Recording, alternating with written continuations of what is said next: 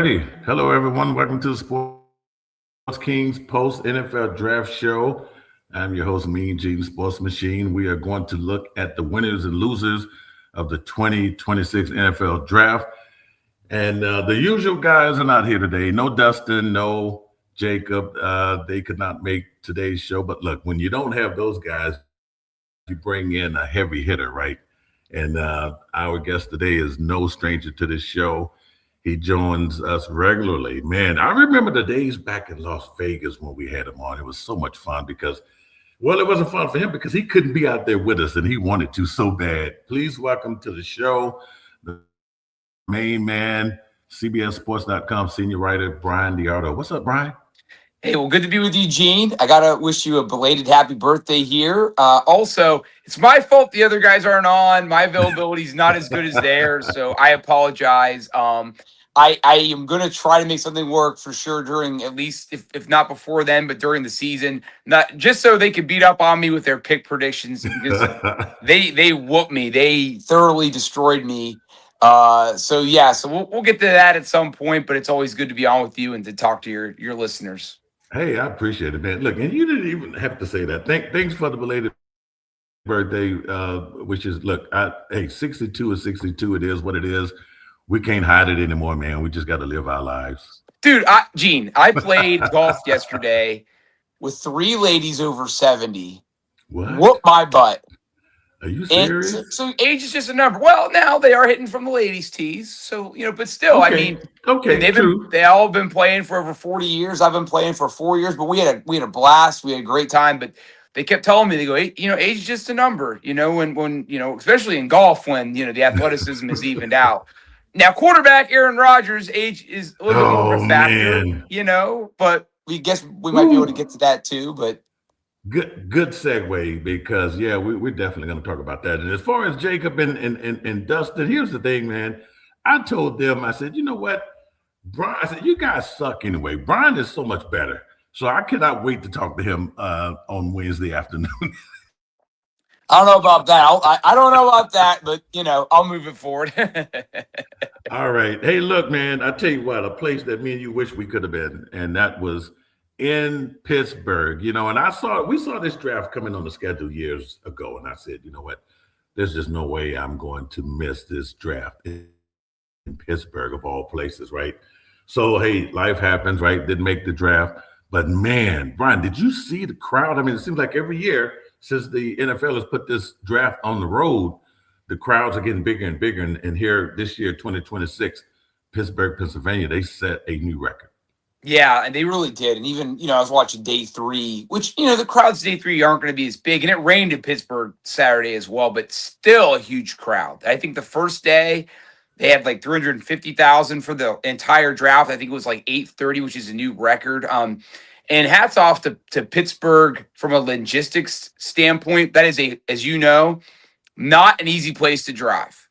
But they obviously made it work. People made their plans accordingly. People got down there in a timely fashion. I know my cousin was one of my family members that went to the draft and said he had no issues getting down there. So, they did a tremendous job. And it was cool from a Steelers perspective seeing Bradshaw and Big Ben going out there, in the first round that night. I mean, there were a lot of Pittsburgh legends there, obviously. I think Mel Blount, was there.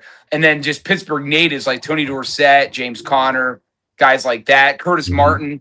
So to showcase Pittsburgh in that light, it was really, really cool to see. It's pretty good. And look, I'm thinking because, you've been there, I've been there. Look, where did all those people stay? I didn't think that Pittsburgh had the hotel accommodations. I mean, 400,000 people? I mean, where? Well, I know, and I was in Pittsburgh 2 weeks before the draft started, and one of the hotel guys I was talking to was like, we don't know where they're all going to stay now, and they were booked. I mean, I think the thing was there were a lot of people staying like 40 minutes out of the city, like starting like in West Virginia. And I'm not even kidding you. Like, I think there were people because like my parents were there this weekend for a wedding shower. Who has a wedding shower in Pittsburgh the week of the draft? I don't know, but they did. And they had to stay with family because they were like basically from 40 miles out. All the hotels were booked. So I think that was kind of the secret sauce was that those outer, interstate hotels were getting booked by people. Because Pittsburgh is not one of those cities where you can go downtown. I think there's a lot of hotels downtown, but Mhm. by the stadium itself, you have a select few, right? And Right. then Not many. there's some, and then they scattered out all over the city. But man, somehow they made the accommodations. I didn't hear any complaints about logistical stuff and all that. Mm-mm. They did a great job. But hey, so it went down. We did mock drafts. We did all of these things. I think a week before the Sports Kings, we came on and we did our little mock picks and everything. So did things go according to the way you thought they would go in that first round anyway? I think by and large, yes. I thought obviously a lot of people talk about the Makai. I thought actually, I don't get a lot of things right, as the listeners that watch my prediction picks know that. I did think 7 tackles were going in the first round, and that's what happened. It was, and I think the main thing, one of the reasons why is A, I think there were a lot of good tackles in this draft, and B, this has been perceived as a value draft and not a top end talent draft. So, and I'm sure you guys, I watched a little bit of your show last time. You guys kind of hit on that too. And so, yeah, I think the offensive tackles, that was expected. Ty Simpson going in the first round was starting to become a trendy thing. I didn't think it was going to be 13. I don't think Sean McVay thought that either, or if he did, he didn't like it, obviously. But so that was a big surprise to me. The Mekhi Lemon thing was interesting. I thought he might go a little bit later. I thought, jumping at 20 to get him was kind of a surprise. The Steelers taking a lineman after he was off the board wasn't a surprise to me either. I thought the Toledo safety that went to Cleveland, I think in the second round, I can't recall his name right now. I can find it here if I get a second. But it was Emmanuel McNeil-Warren. I had him going to the Steelers actually at 21. I was surprised that now that's only one round, but I was surprised that he went. I don't think there weren't a lot of safeties taken, not a lot of defensive guys taken. So, and the OSU guys, I was at Styles, who's from my hometown. I wasn't surprised he went so early either. Yeah, were you surprised that Ty Simpson would be taken before Nussmeier from LSU? I thought he'd go before Nussmeier. I just didn't think he would be that early in the first round. And I thought the Cardinals would really try to get him. I really don't know what the Rams' thinking is. I like Simpson. I'm not comparing him to Tom Brady, but his last year in college was very similar. His college journey was very similar to Brady's, where he stays at one school. He's a backup for most of his career. He gets a chance to start as a senior full time, but he's playing for a school that has high expectations. Like Brady's, second year or last year, Michigan, they were 2 years removed from winning a national title. So he has a really good season. They win the Orange Bowl in dramatic fashion. His last throw in college is a touchdown pass. I don't know if you remember this game. It was Alabama against Michigan, and they go to overtime. Brady throws a touchdown to David Terrell. It's 37. They take a 37-30 lead. Bama had Sean Alexander, who was a stud, obviously in the NFL and in college. Absolutely. I think he may have scored. Alabama misses the extra point. That's how the game ends. Michigan wins 37-36. That's Brady's last game in college. And he goes off to the career that he had. And I think Simpson has a lot of the same attributes that Brady had coming out of college. A very clutch performer. He doesn't do anything elite, but he does everything really well. He can read defenses. He can make the safe, quick throw. He's not greedy. He made a lot of really, really clutch throws for Michigan Alabama. And I know a lot of people look at their season and they're not enamored with it because they got blown out by Indiana in the playoffs. But if you just, if he played for I don't know, if he played for Pitt, for example, or Clemson and had the season that they had, I think his draft stock would have been a lot higher. So I think he's a good player, but I'm still surprised the Rams, because to me, that goes against my thinking. If you're the Rams and you just got to an NFC Championship game, you are not drafting for the future, not in the first round. You are getting a guy that can help you win now, especially when Mekhi Lemon is sitting right there. And I am not enamored with the Rams receiving core. Devontae Adams had a good season last year, but he's now just becoming more of a red zone threat. His overall stats were down. And Puka Nacua has had injuries. We know he's had some rehab issues, like sort of substance issues, I believe. So I don't know. To me, you have those receivers available. You grab one. You don't, because I mean, it reminded me of 2020 when the Packers did the same thing with Love. And yeah, they got Rodgers' replacement, but they didn't capitalize on Rodgers' final seasons with them. And I mean, they haven't gotten beyond the divisional round with Love. So was that really the right decision? I mean, I think the jury's still out on that.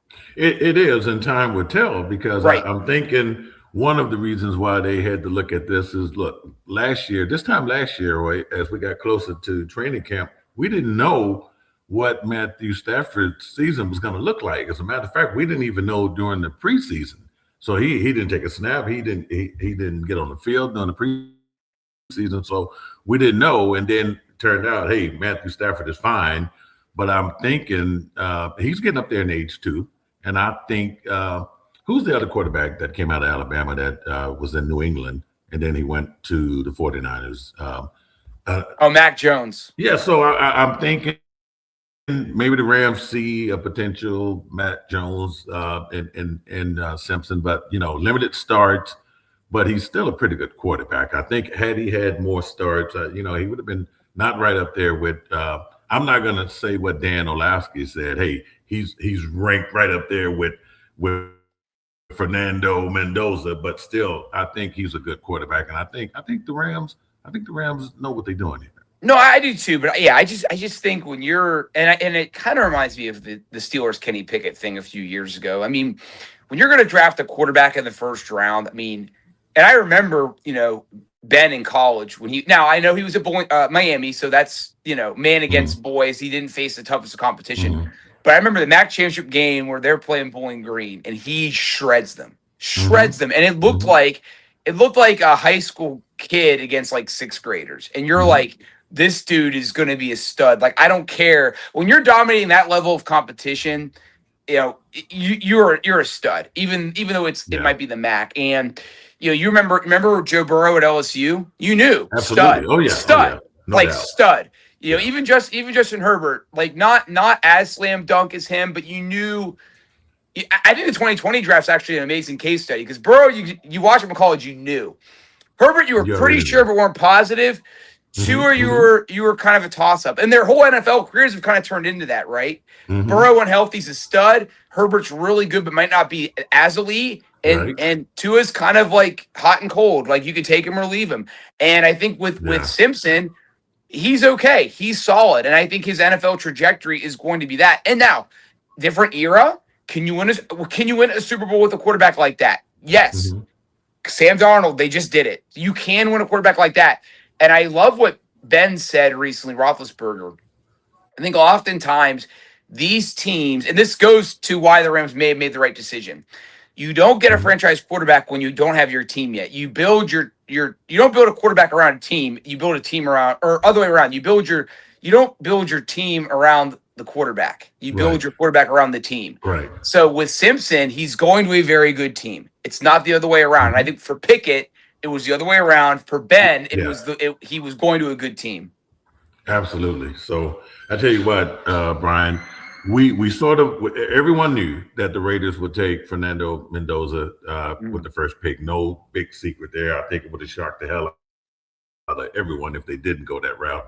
And I think I was okay with the number 2 pick, the Jets, with Bailey. I think Bailey was probably better than Reese, so I think they got that right. But I think the draft didn't get interesting to me until you got to the 3rd pick with the Cardinals, and they choose the Notre Dame running back, Jeremiah Love. So what was your thoughts on that? Didn't like that pick at all. I didn't like it at all. And I think Notre Dame, they had a really good system for their running backs. I think Love could be a good player, but I think it's going to be a very similar situation to Vegas with their running back last year and how that hasn't worked out yet. And I think he's a really good running back as well, but they just don't have much. And I think, again, for a quarterback and running back, I think it's kind of similar. You have to have the pieces in place, and then you add those guys, right? It's like you can't have a Porsche doesn't matter if you don't have tires, right? You have to have the tires, then you can bring in the sports cars and everything. And so to me, until that, now I say that now I know that you didn't ask me about Mendoza. I feel good about him because I feel good about Kubiak. I feel good about Spytek. I feel good about what they are doing in Vegas. I think they had a really good draft, and Mendoza actually obviously is the forefront of that. But I don't know. It's like sometimes with players, like you just I don't know. It's like Love, I think, could have been good for the Patriots. Like Jeremiah Love on the Mhm. Patriots, amazing. Jeremiah Love on Seattle, amazing, because they have it all ready to go. I think Love on the Steelers would have been good. Love on the Bengals would have been good. Teams that Mhm. already Mhm. have decent lines with really good skill players. Him Mhm. on the Cardinals, I just don't see working because they have nothing else to help him with. Yeah, I don't see it either. Now I know they had like last year, they got to the seventh guy in the running back depth chart. I know that was a problem with Connor not being effective there, and I think they had Benson. I know they had some other guys, but I don't know. Maybe they know what they're doing. Yeah, I just thought that they still got the situation with Jacoby Brissett. They may not even have a quarterback. Well, So right, and I don't know. honestly, Gene, I would have traded back and gotten Simpson. Like, Yeah, because exactly. you Now, knew that would have made sense right, because you knew he's not gonna. I mean, the Rams reached at 13. You could have traded back to like 9 or whoever. for I mean, sure. I'm assuming they probably tried, but maybe obviously, I think teams feel the way that we feel. This was not a draft like I don't know who you would have traded up for. So maybe behind the scenes, the Cardinals tried to. But to me, and yeah, they have Connor, as you allude to. They have other good running backs. Hmm. Like they Hmm. didn't need Yeah, a yeah. running back. I It didn't didn't think make any so. sense I to me. didn't. So did they force the Titans' hand at number 4? I think all projections, mock drafts had Love going to the Titans, which would have made sense because they do need a running back. But then they take Cornell Tate, wide receiver. So was that because of what the Cardinals did? No, I think you're exactly right. Yeah, I think you're right. But I love the pick though. I mean, I still Yeah, like yeah. Tate. Like it was like one or the other. Okay, well, I think they were literally sitting there like, if Love's there, we'll take him. If not, we'll take Tate.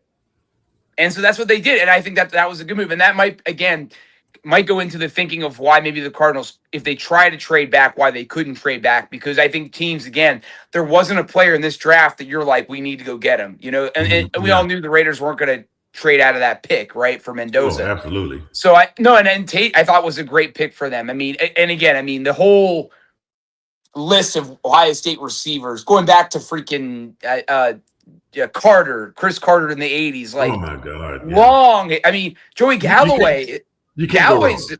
yeah, Terry Glenn. I mean, these are Yeah. guys that aren't in the Yeah. Hall of Fame, but were studs, like still. And then obviously more recently with Scary Terry, with Jackson Hmm. Smith and Hmm. Jigba. Hmm. So I mean, you can't. That's about as safe as a pick as you can make, as long as Tate stays Absolutely. healthy. So, New York Jets, a team that we have, beat up on over the years. It looked like they were trying to make right decisions a few years ago when they brought in Aaron Rodgers, and of course they went through a coaching change. And man, they were on the rise, and then they went down quickly. They bring in Aaron Glenn and Brian. I got to get your thoughts and opinions on this, but I think the New York Jets had one of the best first round drafts I've seen in a long, long time. Yeah, I agree with you. I thought they made some good picks, and I like their general manager. And actually, in hindsight, him deciding to part ways with Rodgers, I think was obviously a very smart decision. But again, they didn't have the team set up for Fields. And so that's again, and that might be my new biggest thing, Gene. It's like you have to have the team in place and then you get your quarterback. And it makes it easy. If you're considering drafting a quarterback, now I know the Raiders situation is different because they have the number 1 overall pick. That you kind of Mhm. have to do it. But if you don't have the number 1 pick and you're kind of in a situation like the Jets, you know, let's get the team and then we'll get the quarterback because we all know they don't have their long-term quarterback, and that's okay. And I even think the Jets even know we're probably not going to be a playoff team this year. So let's get the other resources that can help us. And that's what they did. And you've got to be able to rush the quarterback, which now they're going to be able to do even more so. So they're building all the other parts of their team. Which pick did you like more of their selections? You know what? The tight end from is it Oregon? I want to say the I tight think so. end. Yeah, I Yeah, think the so. the man, I'm bad with names here. Kenyon Sadiq, tight end from Yep. Oregon, Yep. who no doubt was the best tight end on the board. But look, I'm not mad at that 30th pick either with Omar Cooper Jr. I mean, look, you get David Bailey, an edge rusher. You get a good tight end, and you get a good wide receiver. This has got to be good for Aaron Glenn, who's a defensive minded guy, but yet he gets two offensive guys in the first round. Look, the future has got to look good for the Jets. Now I know they got. Look, you're bringing in Geno Smith there, who's gonna be able to do some things. I'm hearing that they're trying to get Russell Wilson maybe to come in and do I don't know, do something. But anyway, I think they did good. Who else do you think had a good draft similar to the Jets? Well, yeah. So I did want to say too. Yeah, I love the Bailey selection. I think of the locks, I think he was a stud. I think he was by far the best pass rusher. Now, my colleague Chad Bonds gave it a C-. That's what I was doing. I was kind of scrolling to see what Chad did. He gave that pick a C-. Now, to your point, Gene, I think you're right. You like the tight end. He gave Kenyon Sadiq a B+. I liked Amar Cooper a lot. Now, I don't want to say that wasn't a reach, because I think he was projected as a late first-round pick, but I really like him.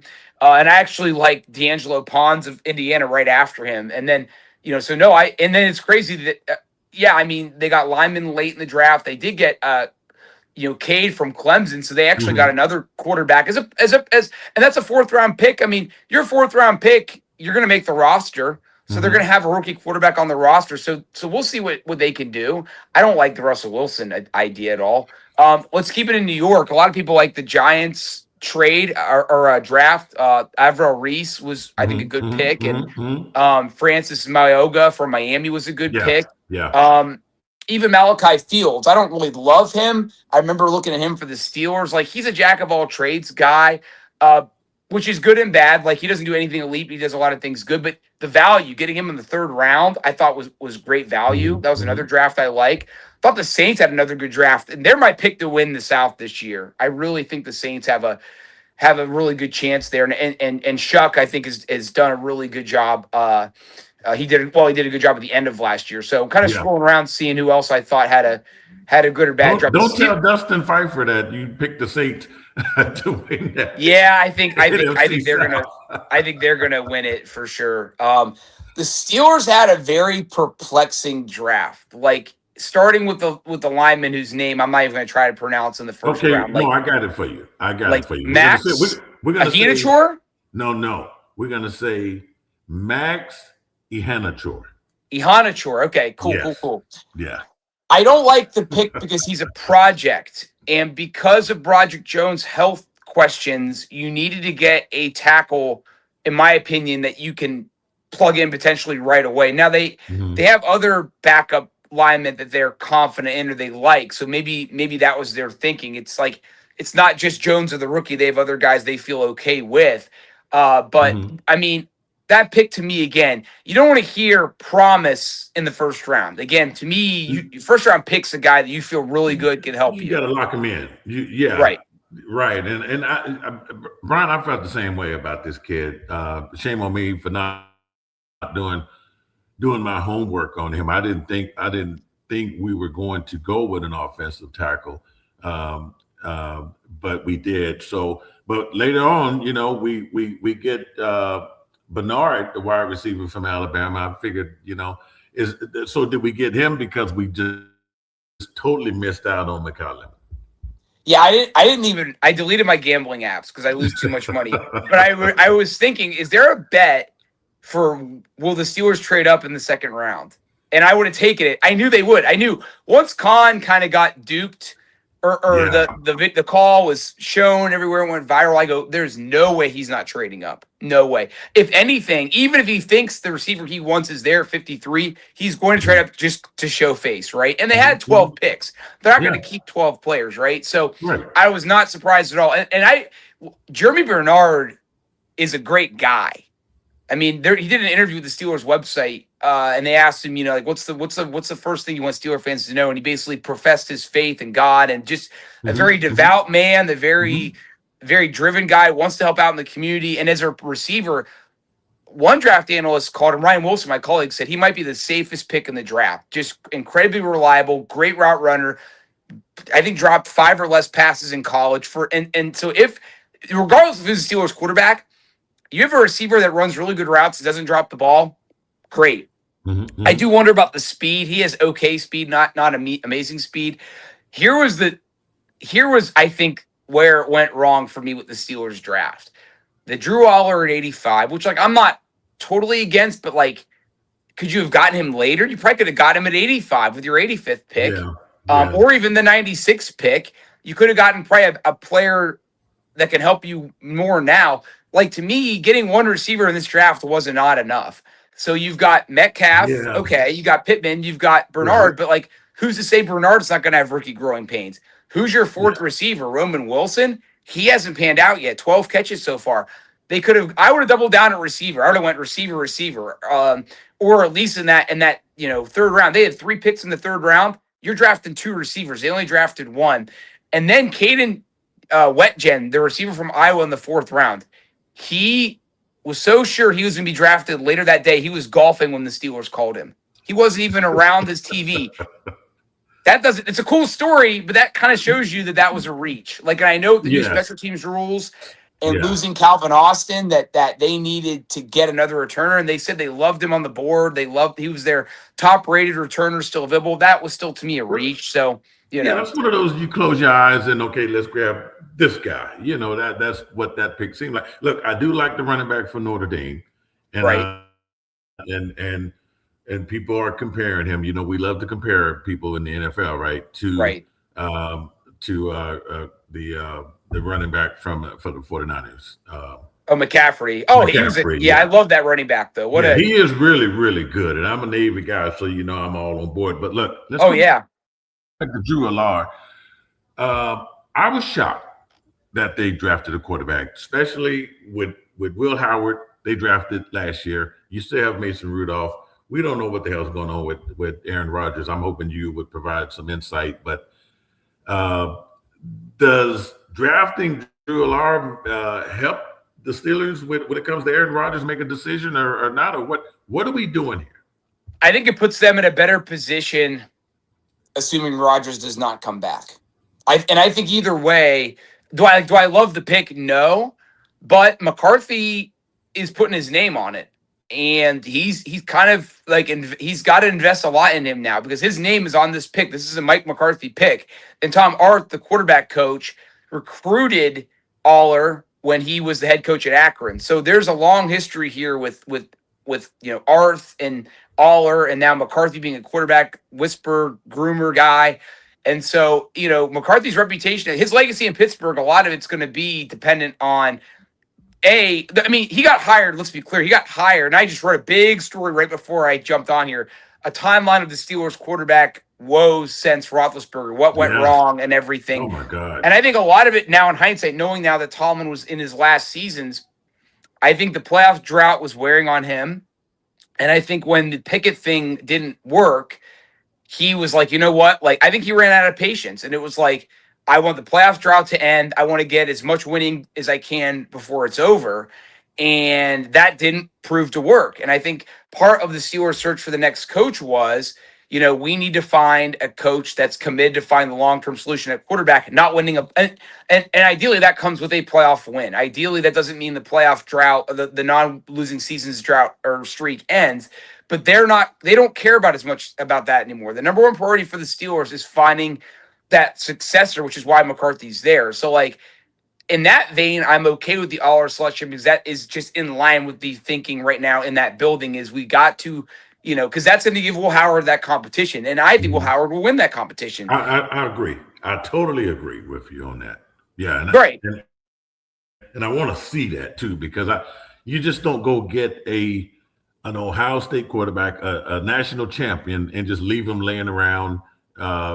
So yeah, I cannot wait for. And I don't think Rodgers comes back. I think this whole I don't remember what the tag exactly was called that they put him on yesterday, like sign and hold or the unrestricted free agent, something like that. It's weird. It was weird. Basically, basically, what it means, and I know you know this, but for your listeners that might not, it basically saying that we retain your rights if you don't sign by, I think it's by training camp. Yeah. If a team wants to take you, we basically have to like sign and trade you. Like they own Rodgers' rights, and they have the option to match any offer that comes in.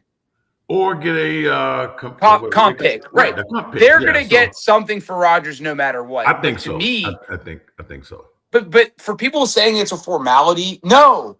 And the Steelers just protecting their butts. I don't think he's coming back. I don't think he's coming back. Either.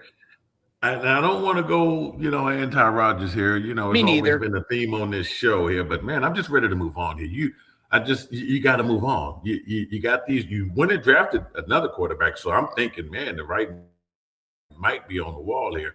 But real quick, because we definitely got to talk about your recent article as far as the draft is over. Where do we go from here? Still a couple of free agents out there and all of that. But let's just get your thoughts on what the rest of the AFC North did. And Cleveland Browns had a pretty good draft. They didn't draft a quarterback. How about that? Surprised? I know. Well, I mean, apparently, I would be very surprised if Deshaun Watson's not their week 1 starting quarterback. Yeah. Mm-hmm. I mean, I just saw a report out there, I think from Mary Kay Cabot, that Watson is winning the quarterback battle so far, which I can go out and tell you that the sky is blue. I mean, Sanders is not a great quarterback. I mean, he's just not. I still have potential. I mean, I'm not going to say he's couldn't be good, but Watson, I think still when healthy is a very good quarterback. No doubt. And I think he hasn't had a good situation in Cleveland. It goes back to, I don't know if I've had this baptism, but now my brain with quarterbacks, it really is. I mean, it's a situation around you. Mm-hmm. And obviously there are Tom Brady's that come in and make a bad situation great. And Kurt Warner, the same thing a million years ago. But, to me, it's the situation that you're in dictates more how you're going to do and the team's going to do. But they had a good draft. I think the Ravens had a really good draft too. I still don't know why they don't go to more lengths to give Lamar more weapons. I don't understand that at all. Yeah, but their big thing is making that defense better. I mean, Baltimore's like Pittsburgh in that regard. Their defense has not been – it's regressed in recent years, which – in Baltimore's, that's super, super weird. And so I think – and their mentors, obviously, their new coach is defensive-minded, so they're really going to try to get that defense better. And if their defense is really as good as it could be, Lamar won't need to have all these elite weapons. Their objective is going to be not turning the ball over and putting your defense in favorable positions. And as Lamar gets older, I think that is a smart route, is to take less off his plate to make it more of a, I mean, it won't be this unbalanced, but remember the 2000 Ravens, defense all the way. And the offense just didn't have to get in their way. That might be more of the route that they're going and that does cater to Lamar's strengths as a runner and Derrick Henry's strengths. They do need to get another bell cow for Derrick Henry, whoever that is. The Bengals had, I think, a good draft. They did draft a receiver with character issues, which after Jermaine Burton, what are you doing? I don't get that at all. But they did anyways. They keep drafting defensive ends. I don't know why when they already have a lot of them. They obviously gave up their first-round pick to get to Dexter Lawrence. They still need an inside linebacker. So I don't know why you're not they need to get Bobby Wagner, who I don't know why is still available. I'm guessing it's financially related. But they go get him. I like a lot of the things Cincinnati's doing, and I think Cincinnati lock them in for 10 wins if Burrow's healthy. With the defensive improvements that they've made, this division is going to be really good next year. It was not good this year. This was last year's one of the weakest divisions in football. I think next year it's going to be a really, really good one if Burrow's healthy and Lamar's healthy, and it might be. In my opinion, it'll most likely be the Browns and Steelers fighting for third place. Yeah, well, you know what? I like go back to the Browns. If Deshaun Watson is healthy, if he is he's going to get every opportunity to be the starter. I think if he's healthy, he's going to beat out Shadur and he'll beat out Dylan Gabriel. Yeah, Gabriel. But look, man, I tell you what, Browns fans should be sort of, licking their chops at the fact that, look, they got one of the best, a playmaker when it comes to wide receiver, and that from Texas A&M, this Concepcion guy. I've watched a lot of his football, and then they also get Denzel Boston. So, man, yes, you're right. Yes, I think with Jerry Jeudy, and that to me again kind of blows my mind with the Steelers, where They got Bernard and like, all right, we're good. Mhm. Look what Philadelphia is doing at receiver.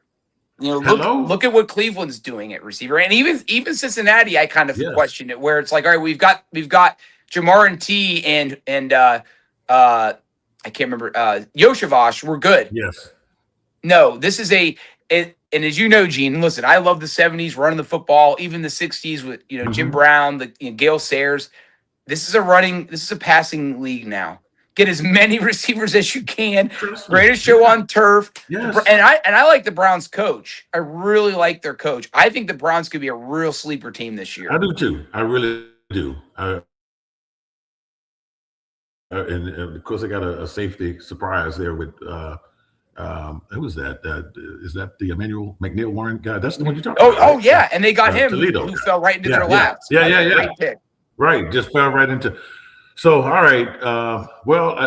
Okay. So the draft is over. Training camps will be starting up here at some point in time, but there are still a couple of free agents out there that people could pick up. You wrote an article on CBSSports.com on 10 moves that should be made with the NFL draft complete. I want to let you go into some of these. And let me tell you, Brian, I looked at some of these. Now, I'm with you on, I think, all of them. Now, as far as the first one, we're going to talk about the Pickens and the Cowboys. I don't know, man. That ain't happening. That's not happening. That's not going to happen. But I think it should happen, but it's not. But it should, right?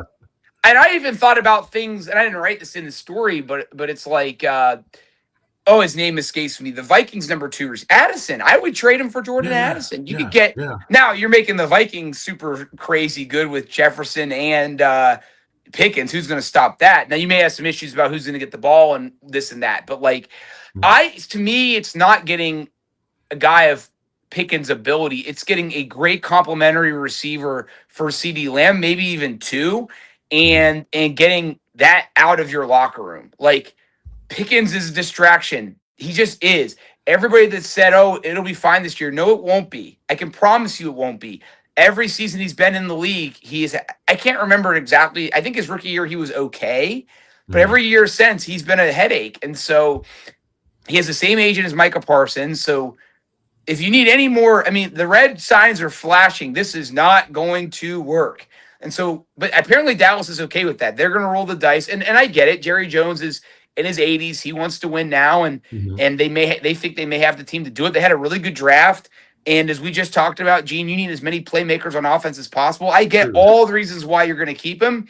I just don't think it's a great idea from the distraction standpoint and from the standpoint that he is going to cause issues for your team.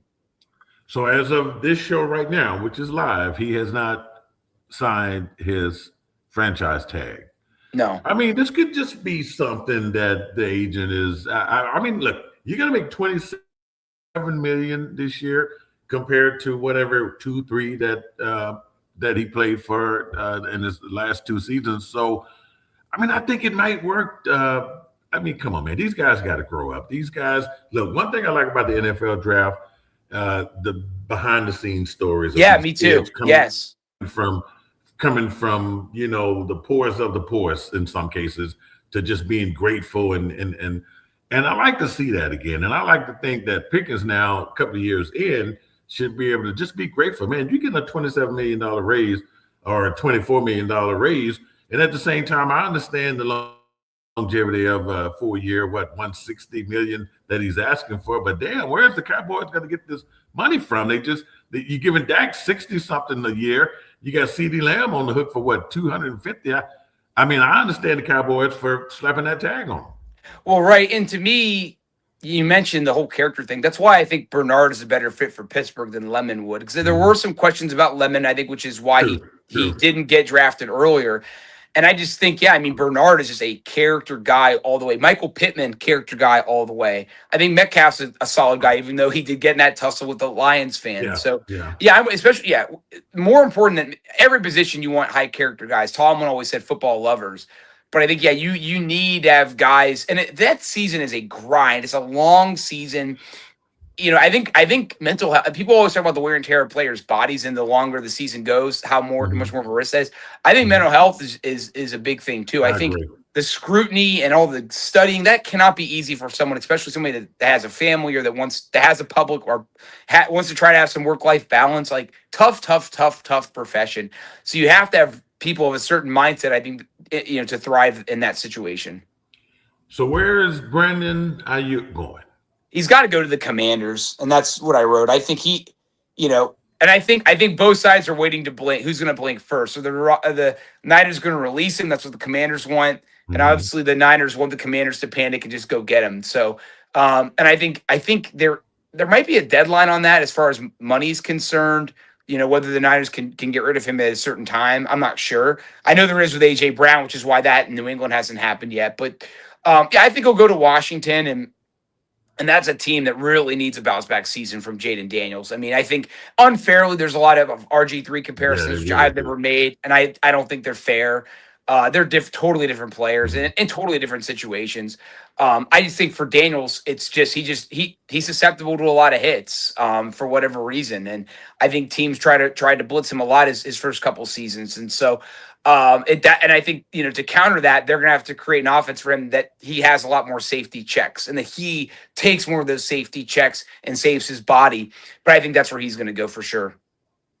I can see him in that offense. So, okay, when the Philadelphia Eagles decided to go with Mekhi Lemon, the writing was on the wall. I mean, everyone knew that A.J. Brown was out of there, even though he's still actively on the team now.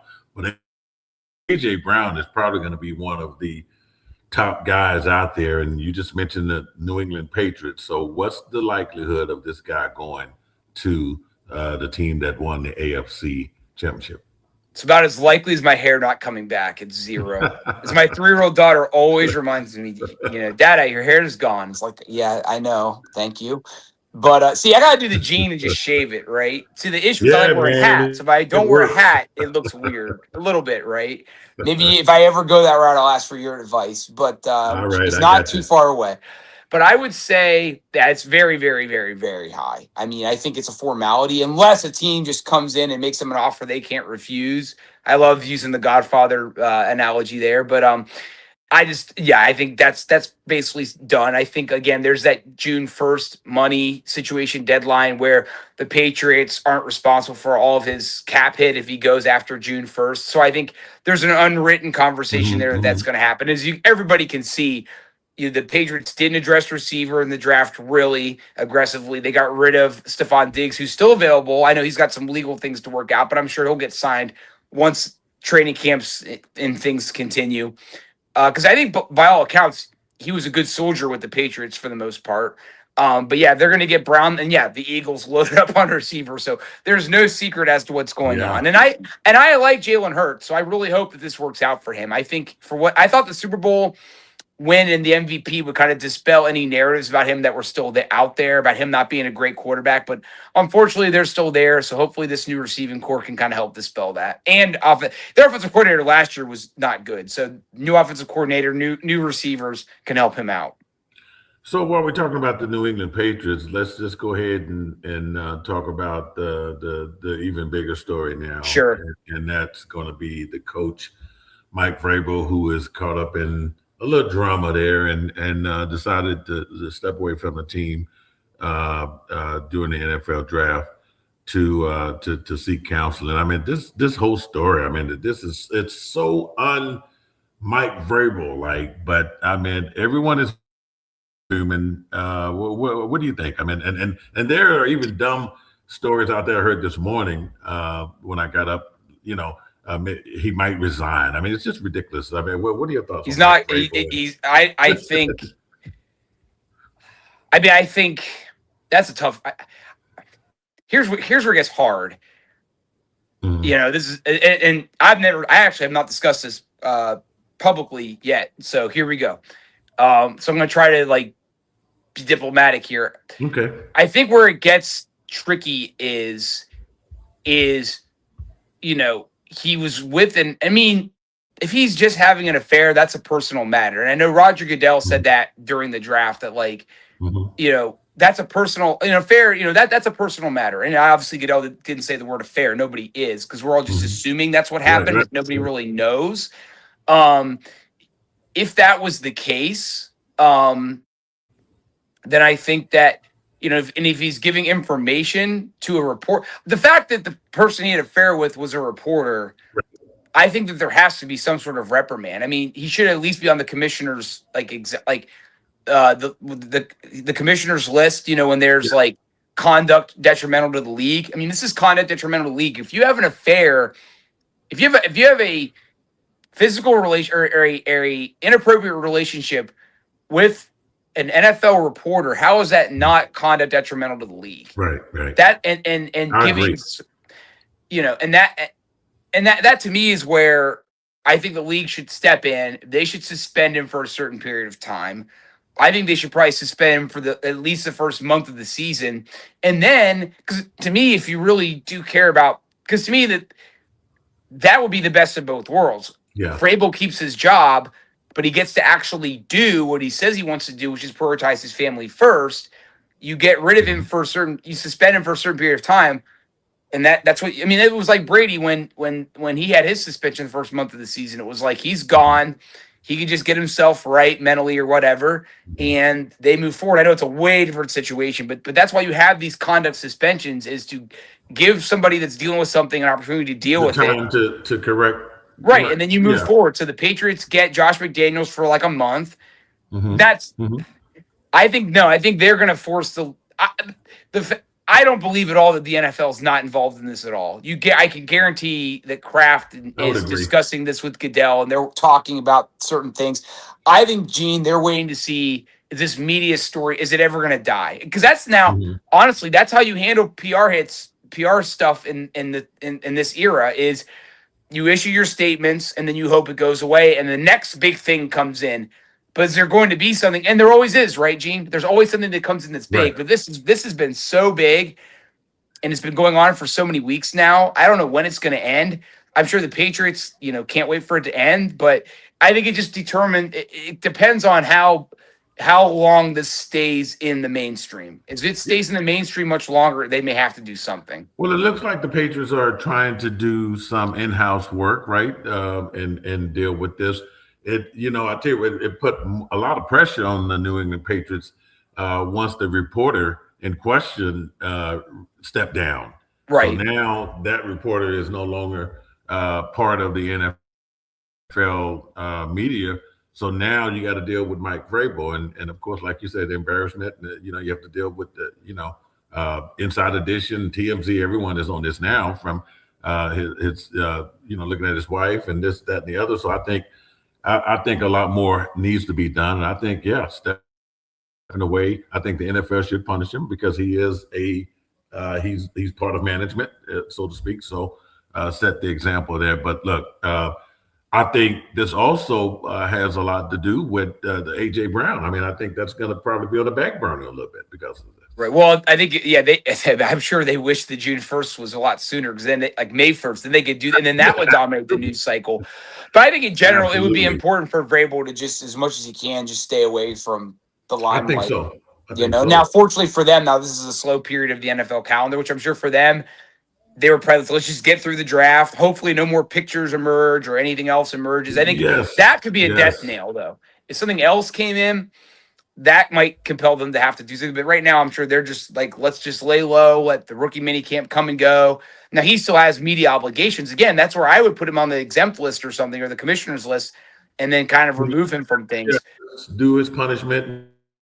Right. But even if I was him, though, I would have just said, after the draft, I'm taking time away and I'm going to let my coaching staff handle things. That's what I would do. You don't need to be here for right now. You really don't. No, I agree with you on that. So, okay, lastly, let's talk about the what's the latest on the labor dispute between the NFL and the officials.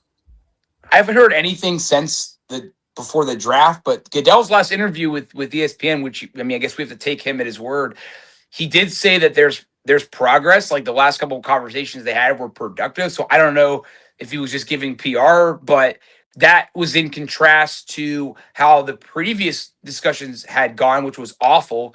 because I think they wanted like the NFL wants like a performance-based pay, and the NFL's like the officials like, no, like we want like a pay raise, not performance-based pay. Like, and it doesn't make sense to me. I mean, I think I don't get how the league can make so much money and they are so frugal with the officials. I will never understand it. Like, because if you want the product to be as good as it can be, don't you want the officials to be as good as they can be? Like, have the best version of the officials? Like, make it a full-time job, offer them a lot of money, and there you go. And then we also talk about this whole gambling element of football. Like, this isn't, in my opinion, if I have gambling in my league and I care about like how my league looks, I'm going to take care of my officials so that they might not be tempted to go out and to gamble and to do things that could jeopardize the integrity of the league. That's just me. I think they're going to get it resolved. I think both sides are going to have to give, and I think both sides will give because, the NFL thinks they're imperialist to anything, but we all remember how bad the 2020 officials were, and I know that they are training their replacements now. Yeah. But, man, I don't think they want to go into that pool again, especially with gambling now being a thing. And if people lose millions because of a bad call, that could lead to people turning off the game. And I do think now the league thinks that they're invincible and whatever. Yeah, they're certainly formidable, and the NFL is continuously getting more and more popular. But I think, again, if people are losing millions of dollars on bets because of bad calls, that is not something the NFL wants to deal with. I think a deal is going to get done. Both sides are going to have to come to an agreement on something, though. Look, the NFL is smart, and let me tell you, I do agree with you that they should put more money into these officials, but you know where they really putting their money in? They're putting their money into technology. Yeah, they're trying to make sure the officials don't have as much say so anymore. I mean, it's look which is one of the reasons why they didn't want to give them money. Right. Good, very good point. Yeah, I mean, think about it. I mean, look at what the NFL is now. I watch an NBA game now, and NBA games are almost like watching the NFL. You got the referee goes up and they challenge stuff now, and they have replay galore. I mean, replay is taking up a lot of professional sports. Even that's why it's hard for me to watch the NBA for all the stoppages. Like, I remember. I mean, Kobe and Shaq was the year I watched the most NBA, and it's like I don't remember. I mean, except for Hack-a-Shaq, you didn't get stoppages in play, and Hack-a-Shaq you knew was coming, but it was at the end of the game, so you could kind of deal with it. But again, I mean, the fact that in the NBA now, I mean, can you go 3 possessions without stoppages in play? No, I don't really think so. It's so ridiculous, and then you get the official who does just like an NFL official. He talks to the crowd to tell them. Takes 5 minutes. Yeah, it's killing. It's killing sports. It's really killing sports. It is killing sports, and I think the NFL is, believe it or not, man, they're not trying to spend the money on the officials. They're trying to get more technology in, to make their jobs easier. So look, Brian, I tell you what, man, it's been a pleasure having you on today. We did a whole hour, man. I don't know if we've ever done a whole hour show before, but this is great stuff, and I look forward to having you back on. I think when we get closer to what do we got coming up here? The preseason, the training camps. We get into training camps. We got to do the schedule. We got to do the schedule cut up. Well, right? Yeah, we got to do the schedule. Let's do the schedule cut up in May. Yeah. Now, if they got to do it before the 12th, I'm going to Disney World on the 12th. So if they do it before then, because as much as I love you, I don't think I'll be allowed to talk to you during Disney. So no, and I don't think you want me to do that either. No, I don't. Look, I don't want to see Minnie and Mickey in the background. Okay. Right. Hey, man, I appreciate it, Brian. And you enjoy the rest of your day, man, and enjoy the time off here, and we'll catch up. Any breaking news, of course, man. I know we got you on standby, right? Yeah, yes, sir. All right, folks. So look, we're gonna get on out of here and let you enjoy the rest of your day, and we'll see you back here. I think the Sports Kings, we need to. We got some NBA stuff we're gonna be talking about on the Sports Kings with the playoffs going into the second round. We also have the WNBA season, which is about to kick off in a couple of weeks as we get into May. So that's it. So, hey, hopefully you enjoyed the show. We'll see you back here on the Sports Kings. Brian, you have a good one, man. We out of here.